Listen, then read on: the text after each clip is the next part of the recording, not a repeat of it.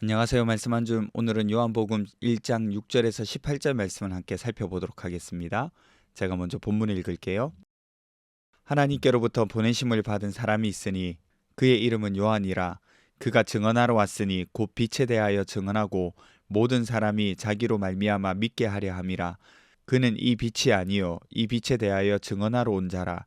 참 빛 곧 세상에 와서 각 사람에게 비추는 빛이 있었나니 그가 세상에 계셨으며 세상은 그로 말미암아 지은 바 되었으니 세상이 그를 알지 못하였고 자기 땅에 오매 자기 백성이 영접하지 아니하였으나 영접하는 자 곧 그 이름을 믿는 자들에게는 하나님의 자녀가 되는 권세를 주셨으니 이는 혈통으로나 육정으로나 사람의 뜻으로 나지 아니하고 오직 하나님께로부터 난 자들이니라.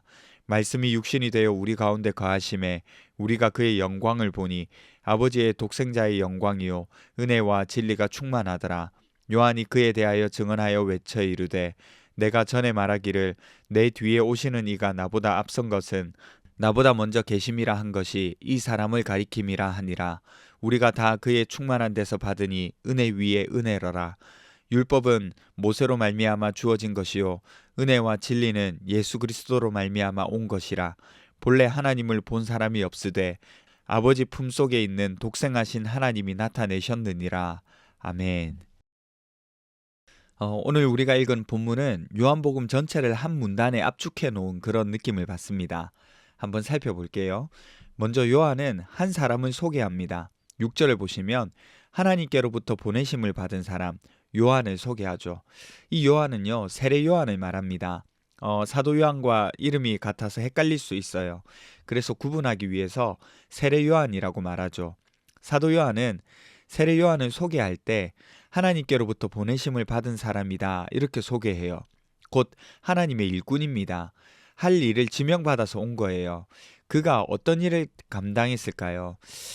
예수님이 공적인 사역을 감당하시기 전에 생명의 빛이신 예수님을 증언하는 일을 감당했었거든요. 그래서 곧 빛에 대하여 증언한 사람입니다. 그런데 보세요.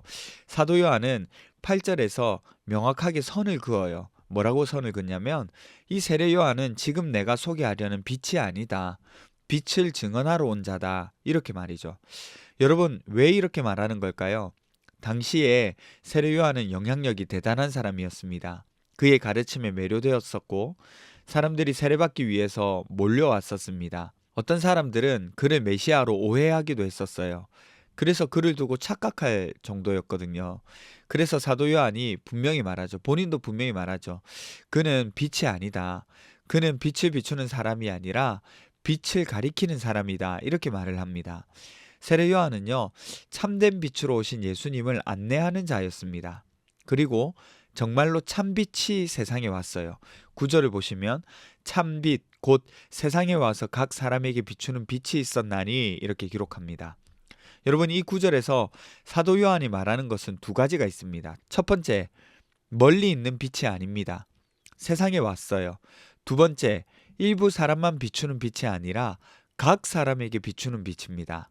모든 사람을 향해서 비추고 있는 빛이라고 말하는 거죠. 그런데 놀라운 것은 10절을 보시면 이 빛을 세상이 알지 못했다는 거예요. 여러분, 빛이 없어서 문제가 된 것이 아닙니다.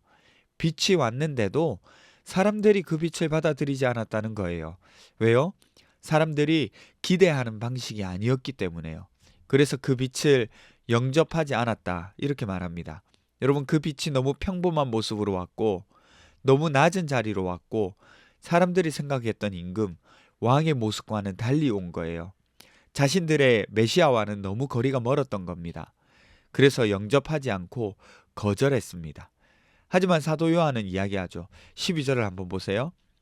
영접하는 자, 곧 그 이름을 믿는 자들에게는 하나님의 자녀가 되는 권세를 주셨으니 이는 혈통으로나 육정으로나 사람의 뜻으로 나지 아니하고 오직 하나님께로부터 난 자들이니라.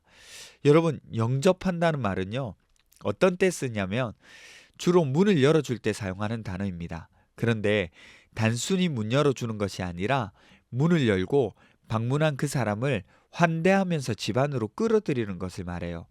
그러니까 훨씬 더 적극적이고 능동적인 행동입니다.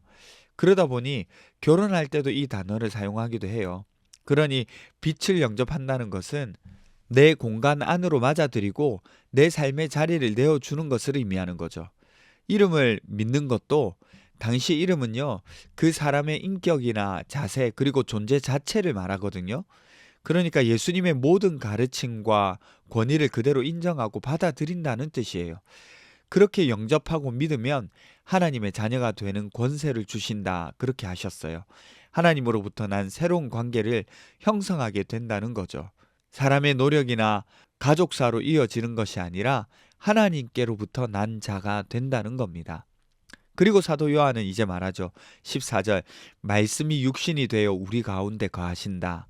여러분, 그 빛은요, 하나님은요, 예수 그리스도는요, 어떤 사상이나 어떤 설명으로 온 것이 아니라 사람의 몸으로 오셨다는 겁니다. 거하다라는 말이 뭐냐면 장막, 그러니까 텐트를 칠 때 쓰는 표현이거든요. 그런데 이거 어디에서 쓰냐면 출애굽 때 하나님의 백성들 사이로 하나님이 거하시잖아요. 그 가운데 거하시잖아요. 어디에서 거하십니까? 성막에서 거하시잖아요. 그런 것처럼 이제 하나님이 사람의 몸으로 우리 가운데 거하셨다. 이렇게 표현한 거예요. 멀리 계신 하나님이 아니라 함께 계시는 하나님으로 빛으로 우리에게 찾아오셨다는 겁니다. 그래서 요한은 은혜 위에 은혜다. 그때에도 은혜였고 또 그 위에 이제 은혜가 머무른다는 거예요. 그러니까 우리가 받은 은혜 위에 또 다른 은혜가 덧붙여졌다는 말입니다. 끊임없이 계속해서 흘러나오는 은혜. 이 은혜는요, 18절에 아버지 품속에 있는 독생하신 하나님이 나타내 보여주신 은혜인 거예요. 보이지 않던 하나님을 보이게 하신 은혜인 거죠.